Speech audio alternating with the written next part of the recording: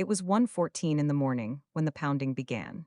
Not the kind of knock you can mistake for anything polite, but the uneven, frantic hammering of someone whose body had run out of other ways to ask for help. At first, half awake, I thought it was some drunk in the street or a branch slapping loose in the wind. Then I heard the voice, raw, cracked, breaking itself against the wood. "Mom, please!" I ran. My robe trailed behind me down the hallway, the hem catching against the banister. The framed photos along the wall, other people's children smiling with braces, gifts pressed into my hand at the middle school where I worked, blurred as I passed. I fumbled at the deadbolt until my fingers found sense, and when I pulled the door open, my daughter fell forward.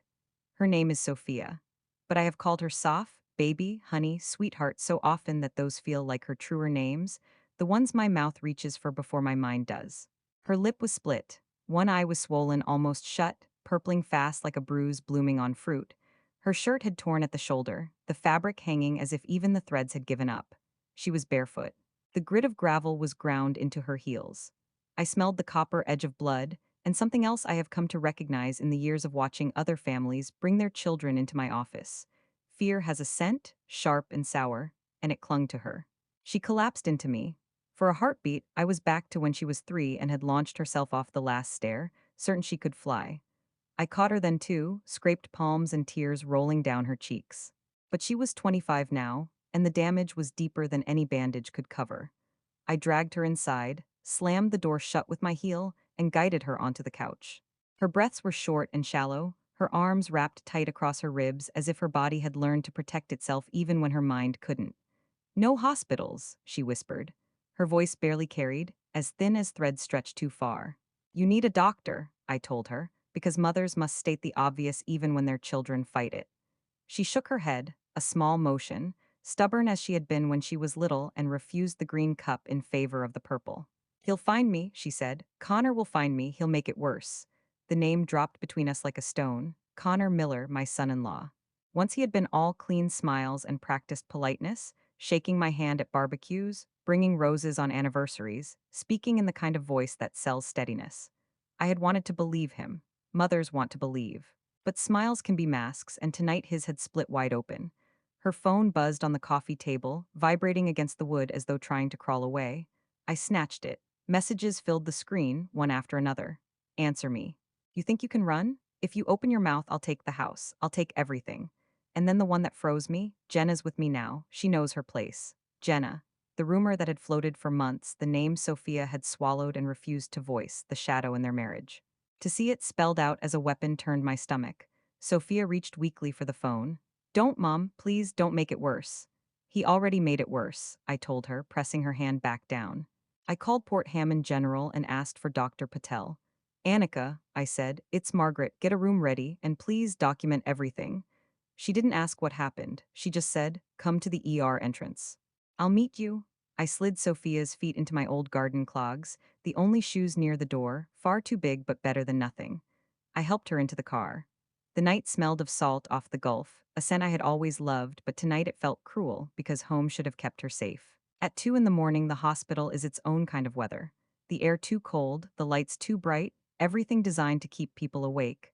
Annika guided us straight back, nodding at the nurse. Full photo set with timestamps. Chest X-ray, CT scan if necessary. The nurse, a man with kind eyes and a sunflower tattoo creeping out from under his cuff, asked gently, "Can I lift your shirt?" Sophia nodded faintly. He raised the fabric and the room fell silent. A dark bruise sprawled across her ribs, finger marks etched in purple. Near her hip, a crescent where a ring had cut into her. Scattered marks up her side like a constellation gone wrong. The camera clicked again and again. Sophia turned her head away, tears soaking her hairline. I leaned down and whispered, "This is not your shame, this is our record."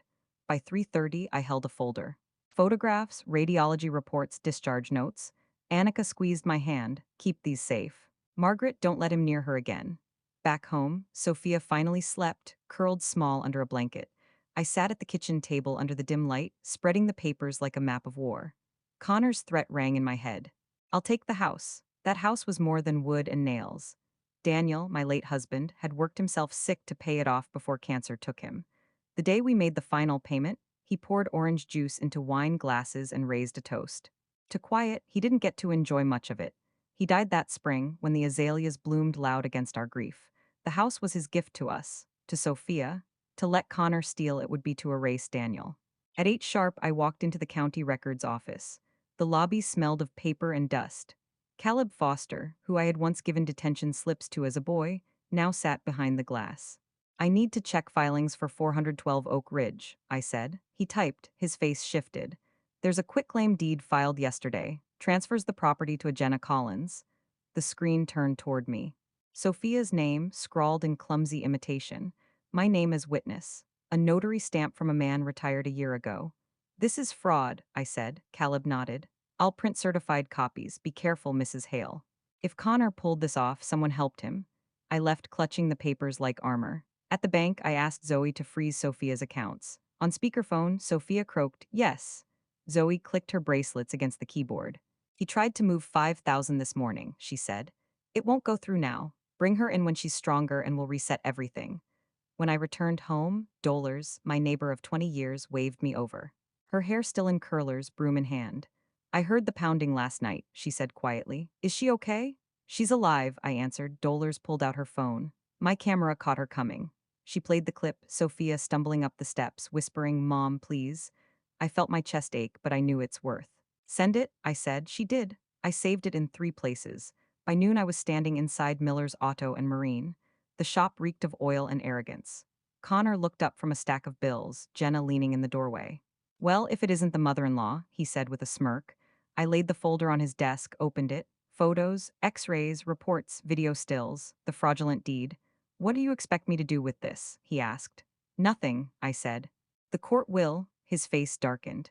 That girl needed discipline. You always coddled her. You think your badge of motherhood is a shield? Not my badge, I said. The law.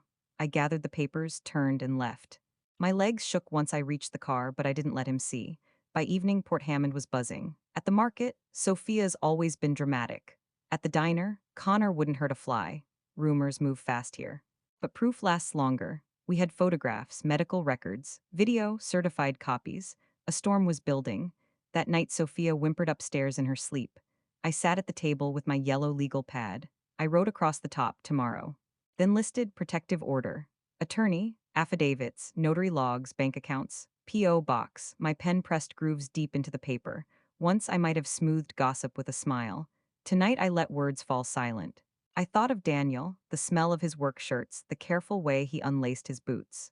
He would have wanted to storm over to Connor's and make a scene, but tonight was not a storming night. Tonight was a filing night. Near midnight, I scrolled through old photos on my phone. Sophia at 5 with toothpaste on her chin, Sophia at 11 pitching softball, Sophia at 18 in her graduation dress. Sophia at 21, introducing Connor, her smile bright, my face in the corner showing hope dressed as certainty. I whispered to that woman in the photo, you will do this 1 page at a time. You will collect the things that cannot be argued with. You will rest when you can and pretend when you cannot. And when people call you dramatic, you will let the words drop like crumbs you'll sweep up in the morning. At some point, I dozed in the chair, waking to the thin light of morning. I made eggs. Sophia came down slowly, each step careful. Hurts? I asked. Like I swallowed a rock, she said, trying a smile that cracked her lip. We're going to the courthouse, I told her. Her eyes widened. Not to make a scene, to make a record. We'll ask for a protective order. If you can't speak, I'll speak. If I can't, we'll wait. She picked up her fork, set it down. He's going to try to take everything. Let him try, I said. He'll learn what paper is for. Before we left, I pulled down the box from the closet. Inside, birth certificates, Daniel's funeral program, Sophia's kindergarten watercolor of a house with a door too big for its walls. I slid the folder in, along with the USB. Stacked 2 board games on top because sometimes the best lock is disguise. On the porch, I noticed a crack in the step. I laughed, a humorless sound. This weekend, I thought, as if weekends were still normal things. We got in the car. I put my hand over hers, her knuckles scraped raw. You don't have to be brave, I said. Same thing most days, she murmured. And we drove toward a morning that would not be merciful but might, if we did our work, be fair. The courthouse in Port Hammond sits on Main like an old man determined not to leave his chair. Red brick, white columns, windows clouded from years of storms. I had passed it 100 times with errands on my mind, never stopping to imagine I would one day walk up its steps with my daughter's bruises written into the record. Sophia's hand was in mine, cold, stiff. She wore a gray sweater I had insisted on washing the night before, as if clean fabric could protect her from what waited inside. She had pulled her hair back neatly, the way she used to for school pictures because order felt like armor. Marcus Hale, our attorney, met us at the door. He was younger than I had expected, his tie slightly askew, eyes alert but kind. Stay steady, he told us. Facts speak louder than anger. Let me do the asking. The courtroom smelled of polish and faint mildew, wood creaking under the weight of curious neighbors. Whispers buzzed. Everyone had come to watch. Port Hammond never misses its own drama.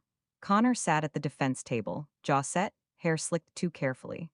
Beside him, his lawyer shuffled papers with the easy arrogance of a man who believed he could outtalk truth. Behind them, Jenna stared down at her lap, arms crossed. When the judge entered, we all rose. Judge Keaton was older, his robe hanging loose, his voice deep and steady. He read the charges: domestic assault, fraudulent deed filing, intimidation. Connor's lawyer muttered about exaggerations, but the judge silenced him. The evidence will speak. Marcus began with the medical records. Dr. Patel testified first, her voice calm, clinical. She explained each injury, why they could not have been caused by a fall, why the pattern matched fingers, not accident. Photographs were projected on the wall: Sophia's swollen face, the bruises on her ribs. The room went silent except for the hum of the projector. My daughter sat stiff in her chair, eyes forward, refusing to flinch even as her own pain stared back at her larger than life. Next came the video from Dolar's porch. On the screen, Sophia stumbled up the steps, knocking weakly, calling my name. Her voice filled the courtroom. Gasps fluttered across the benches. Gossip has bravado until it collides with evidence. Then Marcus read the text messages. Answer me. You think you can run? If you open your mouth, I'll take the house. The words glowed on the projector like brands. Connor's jaw tightened, but he forced a smirk as though he still believed charm could undo proof. Caleb Foster testified about the deed. He pointed to the notary stamp from a man who had retired. He showed where the signatures didn't line up, where the filing dates made no sense. This is a forgery, he said, voice trembling with anger. Finally, Marcus called Jenna. She hesitated, glancing at Connor. He didn't look at her, and that was his mistake. She stepped forward, voice barely above a whisper. He promised me the land, said if I signed, it would all be mine. He told me Sophia wouldn't fight, that she was weak. But he lied to me too, he lied to both of us. Connor shot up, shouting, "You traitor!" The judge slammed his gavel. The room jolted back to order, but Connor's mask had slipped. Everyone had seen it. When it was my turn, I stood. My knees shook, but my voice did not. I am here as a mother, I said. The man who hurt my daughter and forged our names is not a protector. He is an abuser, and the law must answer. Connor's lawyer tried to twist, suggesting Sophia exaggerated, suggesting bias, suggesting family drama blown out of proportion. But every argument collapsed against the photographs, the video, the certified records. Rumor is light, proof is heavy. The judge left to deliberate. The room buzzed. Sophia leaned into me, trembling. Whatever happens, I whispered, you told the truth, that matters. When the judge returned, the air stilled, his voice was steady. Protective order granted, fraudulent deed nullified, assets frozen, case referred for criminal charges. Deputies stepped forward, cuffed Connor's wrists. The sound of metal locking rang through the room like an exhale we had been holding too long. Sophia's shoulders dropped. For the first time in weeks, she let out a breath that sounded like freedom. Freedom, of course, isn't neat. The weeks after the hearing were a slow climb out of dark water. Sophia woke from nightmares, jolting upright, gasping as if the door would burst open. I sat by her bed, counting with her until her breath found rhythm again. Sometimes I hummed lullabies I hadn't sung since she was small. Sometimes I just held her hand. Dr. Winters, the therapist Marcus recommended, began seeing Sophia twice a week. Her office smelled of lavender. A gentle dog lay at Sophia's feet, pressing its weight against her shins like ballast. The body remembers, Dr. Winters told us, but it can also relearn.